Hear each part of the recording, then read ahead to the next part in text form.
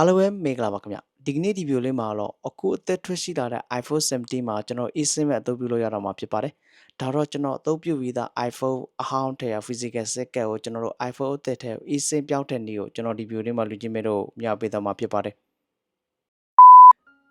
ဒီဖုန်းထဲမှာကြာတော့ကျွန်တော် physical set ထည့်ထားတာဖြစ်ပါတယ်ဒီဖုန်းထဲမှာကြာတော့ကျွန်တော် set လုံးဝမရှိပါဘူးခင်ဗျဒါတော့ကျွန်တော်ဒီဖုန်းထဲကနေပြီးတော့ဒီဖုန်းထဲကကျွန်တော် physical set ကို eSIM ဖြစ်ပြောင်းထည့်ပြမှာဖြစ်ပါတယ်ဖုန်းနှလုံးလို့ Bluetooth ဖွင့်ထားဖို့လုပ်မယ်ခင်ဗျဒီဖုန်းမှာလည်း Bluetooth ဖွင့်ထားမှာဖြစ်ပါတယ်။ second လုံးဝမထည့်ထားတဲ့ဖုန်းထဲက setting နဲ့သွားလိုက်မယ်ခင်ဗျ။ဆက်လို့တော့ဆိုတာဝင်လိုက်မယ်။ဒီနေရာမှာ add eSIM ဆိုတာရှိရခင်ဗျ။အပေါ်မှာကျတော့ transfer for near iPhone ဒီဖုန်းအဟောင်းထဲနေပြီးတော့ဖုန်းအသစ်ထဲကို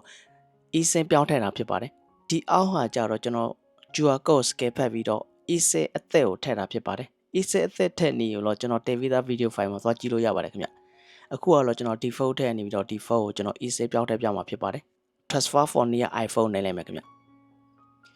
ဒါဆိုရင်ကျွန်တော်တစ်ဖက်ဖုန်းမှာအဲ့လိုမျိုးတိုင်လေးပေါ်လာလိုက်မယ်ခင်ဗျ continue နေလိုက်မယ်ဒီမှာပေါ်နေတဲ့နံပါတ်6လို့ကိုကျွန်တော်ဒီမှာရိုက်ထည့်ပေးရမှာဖြစ်ပါတယ်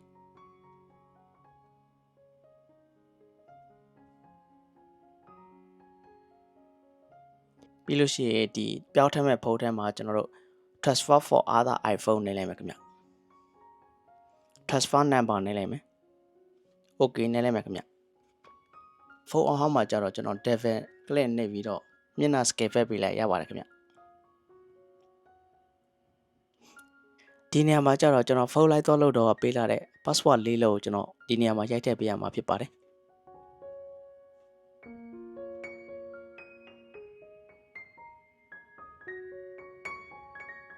ဒီနေရာမှာကျတော့ကျွန်တော်ရဲ့ phone plan လေးကိုကျွန်တော်ပြန်ရွေးရမှာဖြစ်ပါတယ်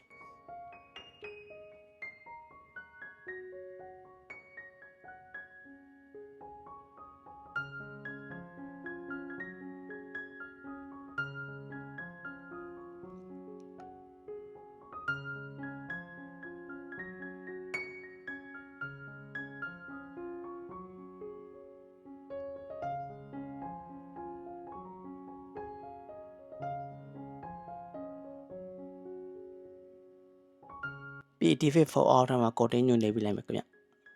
ကျွန်တော်တို့ဖုန်း line မိဖို့အတွက်ခဏတော့စောင့်ပေးရမှာဖြစ်ပါတယ်အခုဆိုရင်ကျွန်တော်တို့ second ထဲလို့ပြီးသွားပြီဖြစ်ပါတယ်ခင်ဗျပြီး down နေလိုက်မယ်ဆိုရင်ကျွန်တော်တို့ဖုန်းလိုက်တက်လာပြီဖြစ်ပါတယ်ဒါဆိုရင်ဒီဖုန်းထဲမှာထည့်ထားတဲ့ physical second ကကျွန်တော်တို့အသုံးပြုလို့ရတော့မှာမဟုတ်တော့ဘူးခင်ဗျအားလုံးကိုကျေးဇူးအများကြီးတင်ပါတယ်ခင်ဗျ